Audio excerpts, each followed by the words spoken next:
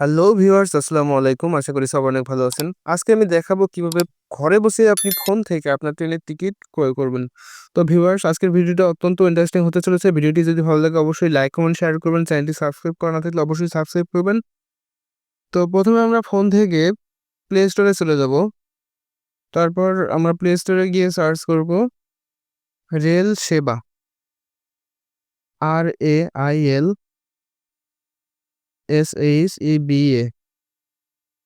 তো রেল সেবা লিখে সার্চ করার পর আমাদের কিন্তু অ্যাপসটি চলে এসেছে।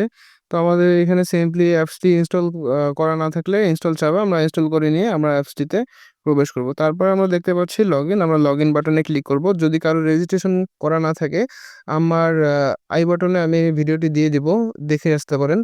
তো রেজিস্ট্রেশনের সময় আমরা যে ইউজার আইডি এবং পাসওয়ার্ড ব্যবহার করেছিলাম আমাদের সেই ইউজার আইডি এবং পাসওয়ার্ড এখানে দিতে হবে। তো আমি ইউজার আইডি অ্যান্ড পাসওয়ার্ড এখানে দিয়ে দিচ্ছি। তো ইউজার আইডি পাসওয়ার্ড দেওয়া হয়ে গেলে আমাদের লগইন বাটনে ক্লিক করতে হবে। তো লগইনে ক্লিক করার পর আমরা কিন্তু অ্যাপসটির ভিতরে প্রবেশ করে গেছি। তো আমাদের এখন যেটি করতে হবে সেটি হচ্ছে আমরা কোথায় থেকে কোথায় যাব সেটি আমাদের এখানে নির্ধারণ করে দিতে হবে। তো আমরা ফ্রমে গিয়ে লিখবো, আমি যেহেতু কুড়িগ্রাম থেকে যাব, তো আমি এখানে কুড়িগ্রাম লিখে দিচ্ছি। টুতে গিয়ে লিখে দেব ঢাকা, কারণ আমি ঢাকায় যাব। তো ঢাকা লিখে দেওয়ার পর আমাদের কিন্তু দেখতে পাচ্ছি নিচে ক্লাস, সিলেক্ট ক্লাস। তো সিলেক্ট ক্লাসের উপর ক্লিক করে আমরা এস চেয়ারে দিয়ে দিলাম। তারপর দেখতে পাচ্ছি সিলেক্ট ডেট, ডেটে গিয়ে আমরা যে ডেটে যাব সেখানে গিয়ে সার্চ করব। সো সার্চ করার পর দেখতে পাচ্ছি রংপুর এক্সপ্রেস ৭৭২। এখানে কিন্তু কোনো সিট নেই। তো আমাদের এখন যেটি করতে হবে, আমরা যদি পরবর্তী ডেটে যেতে চাই তাহলে উপরে মডিফাই বাটন আছে, আমরা মডিফাই এ ক্লিক করে আমরা ডেটটা চেঞ্জ করে নিব। তো ডেটটা চেঞ্জ করে নেওয়ার পর আবারও সার্চ ট্রেনে ক্লিক করব।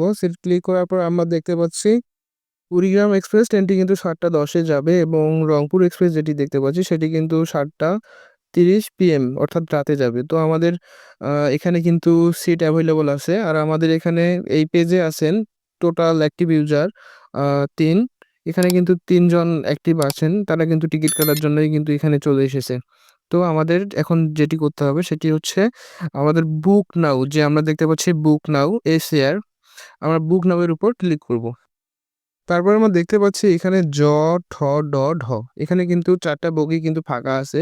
তো আমরা খেয়াল করব যে বগিগুলোতে কোনো কালার নেই, সেগুলো কিন্তু ফাঁকা অবস্থায় আছে। তো আমরা এখন চেক করব। তো আমি ঢ বগির উপর ক্লিক করে দিলাম। এখানে কিন্তু দেখতে পাচ্ছি ১৫ টা সিট অ্যাভেলেবল আছে। তো আমি এখানে সিটগুলো কালেকশন করব।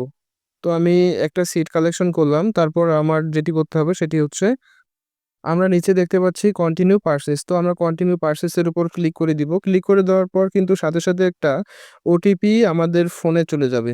তো ওটিপি ফোনে চলে যাওয়ার পর আমরা কিন্তু ওটিপিটা দেখতে পাচ্ছি। এখানে কিন্তু ওটিপিটা চলে এসেছে। তো আমি এখানে ওটিপিটা নিয়ে এখানে টাইপ করে দিব। তো ওটিপিটা টাইপ করে দেওয়া হয়ে গেলে আমাদের কিন্তু ভেরিফাই বাটনে ক্লিক করে দিতে হবে। তো ভেরিফাই এ ক্লিক করার পর আমরা দেখতে পাচ্ছি এখানে কিন্তু আমাদের যে এনআইডি কার্ড দিয়ে আমরা অ্যাকাউন্টটি নিবন্ধন করে নিয়েছিলাম সে তথ্যগুলো কিন্তু এখানে শো করতেছে।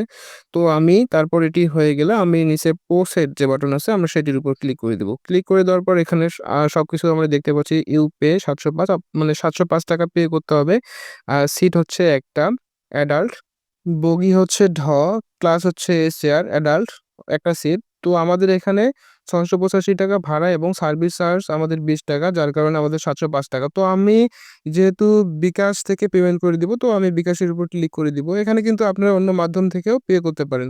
তো আমি প্রসিড টু পেমেন্টের উপর ক্লিক করে দিচ্ছি। ক্লিক করে দেওয়ার সাথে, সাথে কিন্তু রিডাইরেক্ট হচ্ছে। তো রিডাইরেক্ট হয়ে আমাদের কিন্তু পরবর্তী পেজে নিয়ে গেছে।